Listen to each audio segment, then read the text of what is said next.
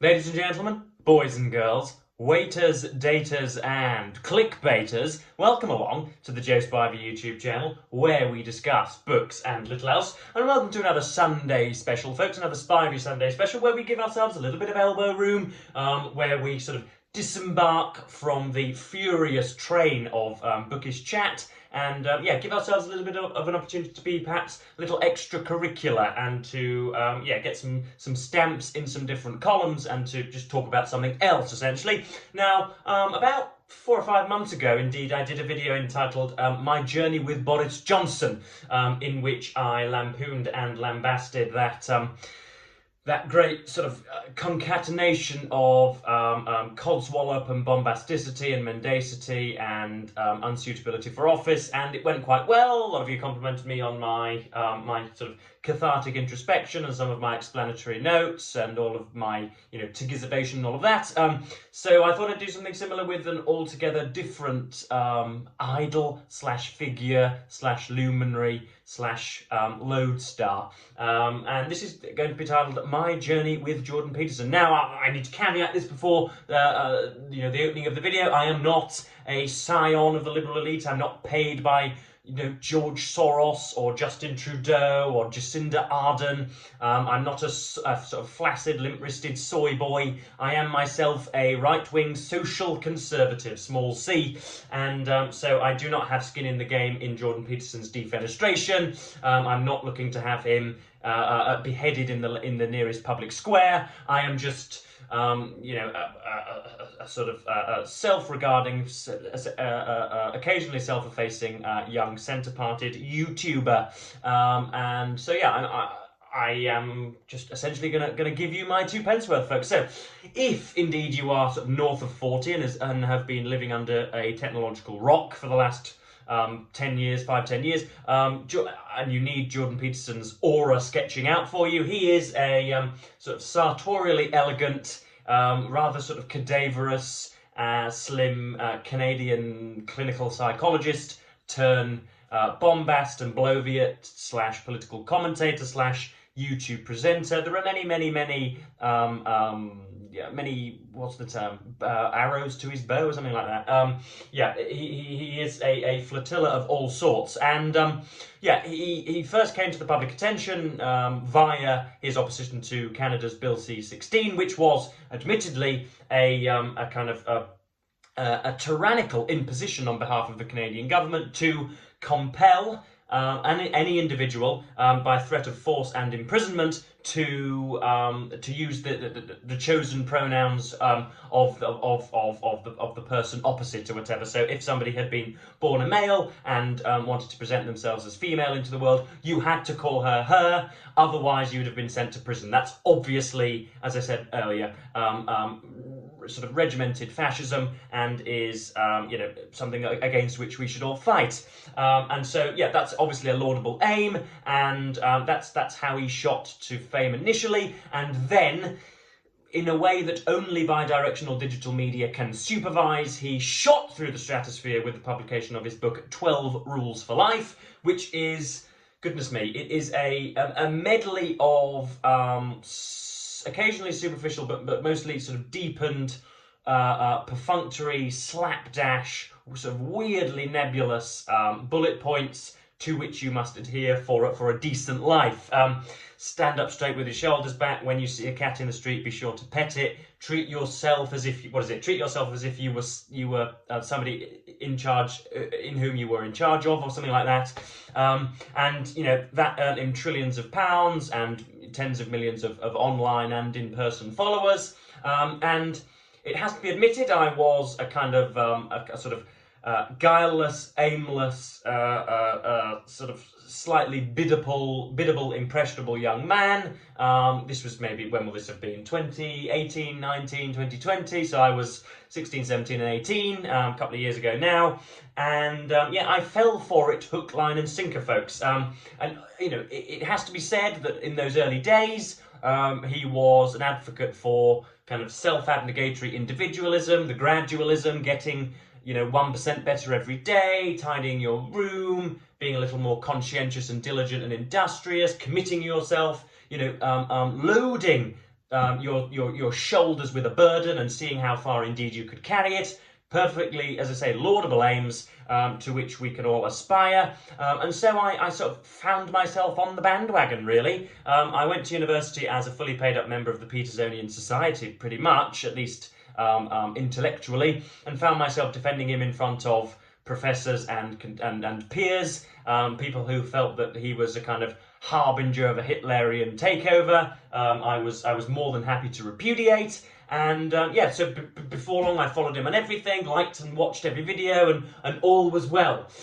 So yeah, that was the original ideology, the original constellation of ideas, if I can name it as such. And then he got ill. He was, I think, kind of manic depression and autoimmune diseases run in his family, and as a result, he got into a really regrettable position, and I think was addicted to benzodiazepines for a while.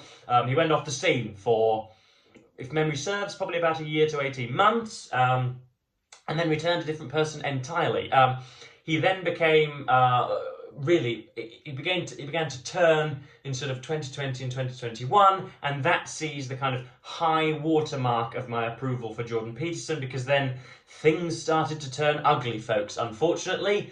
I'm the last person to berate somebody who will stand up against big corporatism and gigantism, and somebody who, you know, the kind of small man who tries to fight against the system or whatever. I'm the last person to berate that, because, you know, I am myself a think tank of one. I was just thinking, I'm probably going to be accused of being I'm probably going to be labelled a woke globalist and a transphobe within the space of one video, which is indicative of me, at least I think, pressing the right buttons. But anyway, yeah, so he creates a kind of think tank of one and becomes the intellectual in chief, or at least the kind of artist in residence at the Daily Wire, hosted by or created by Ben Shapiro and Jeremy Boring, a kind of castratingly right-wing American show which wants to commodify health, and, you know, all of the typical American right-wingery which we have focused on occasionally on this channel.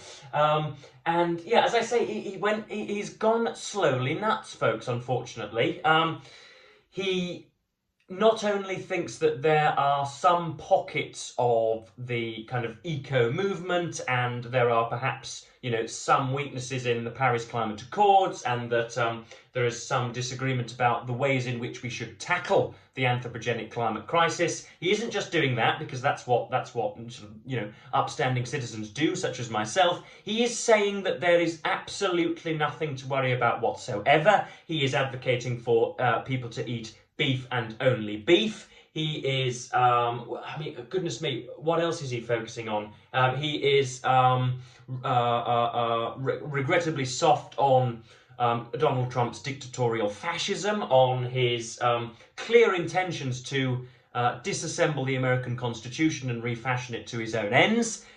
He is just, yeah, he's gone the wrong way, unfortunately. And of course, he is also now essentially a complete convert to Christianity, and we'll get into perhaps some of those issues in just a few moments. But yeah, it's a violent swing to the right, unfortunately, folks. And I've heard this said. I've heard this in some authoritative quarters. Some have made videos about it, and it's a decent diagnosis of the kind of Petersonian malaise. I think that Jordan is sufficiently attitudinized to think that he must prove himself continually. In other words, he thinks that, or rather than countenance the fact that were it not for his opposition to Bill C-16, and were it not for, you know, short form content, kind of shooting out bits of his interviews, then he would never have come to prominence, and so needs to continually prove to himself that it was not an accident of fate that lionized him and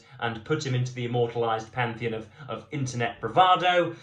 He needs to continually prove himself, and I think that's what he's doing. There were the Kathy Newman interviews and the Helen Lewis interviews, all of which, both of which, rather, laid traps for him, and which he very kind of dexterously avoided. It's worth saying he is verbally agile. He is apparently congenial in person, holds no, as I say, personal animus when you're across the table from him, seems quite humorous, but there is the kind of the ghost of sort of parenthetical misogyny and of kind of obfuscation and kind of sort of infantile remodeling of some of the debates.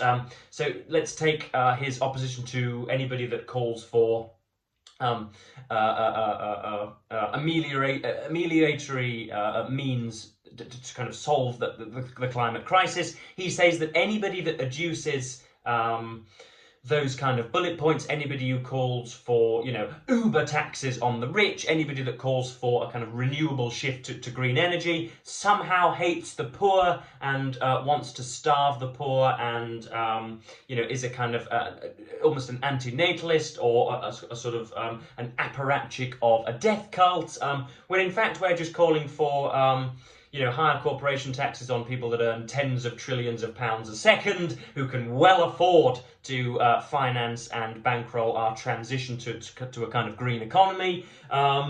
He calls atheists the sort of the opening of widespread nihilism. We see this with Douglas Murray and with Stephen Crowder and with even Peter Hitchens, heaven forbid, in some sections. The idea that the disappearance of God can be held to account for the widespread nihilism in 21st century society. Religion is not something that you have to kind of phenomenologically believe in for Jordan Peterson. It's just a kind of book of scripture to which you have to adhere. But it of course isn't divinely inspired, because of course the Bible advocates for slavery and says that it's jolly good if you defeat your enemies in battle, then you can go and have their sisters and their wives as your sex slaves forever. And that's obviously jolly good and fine, apparently. So yeah, I'm sort of rambling on about his ideas, but yeah, there was a recent interview he did with a YouTube channel called Pints with Aquinas, where all of this was kind of lumped into a maniacal and conspiratorial jamboree. And feel free to go and watch it there. It's about 3 hours long, and he just rants from start to finish. It is kind of softball after softball after softball from this gentleman who is clearly completely ensorcelled by Mr. Peterson. He's been on Piers Morgan, he's been on Ben Shapiro lately. So yeah, it's just something. I have completely turned my back on him now, and it's just, I wanted to get it off my chest, frankly, folks. It was the kind of full circle moment when I was watching that interview. Here was a person for whom I had great respect and appreciation, and who I have to thank for a little bit of my modern, recently found abstemious nature. Much like Martin Amis and Will Self and bits of Jacob Rees-Mogg, without Jordan Peterson, I may well, heaven forbid, not be talking to this camera right now. But I just want to mention one thing right at the end. Am I going to, goodness me, am I going to commit libel? I'm not sure. I'm going to word it rather pertinently and try and not be too rude, or try and not kind of kindle a court case. But there is a gentleman who you are free to search on the internet by the name of Sir Paul Marshall. He is the father of Sir Winston Marshall, who was in Mumford and Sons, and who now has his own little right-wing melting pot on the internet. And he is the person that is ludicrously bankrolling the opinion-oriented news channel in the United Kingdom entitled GB News, which is hemorrhaging cash because nobody's watching it on terrestrial television. It's losing tens of millions of pounds per annum, and yet Mr. Marshall thinks that it's jolly well fine just to continue funding it. Fair enough. If he wants to throw banknotes off the cliff face, then that's fine.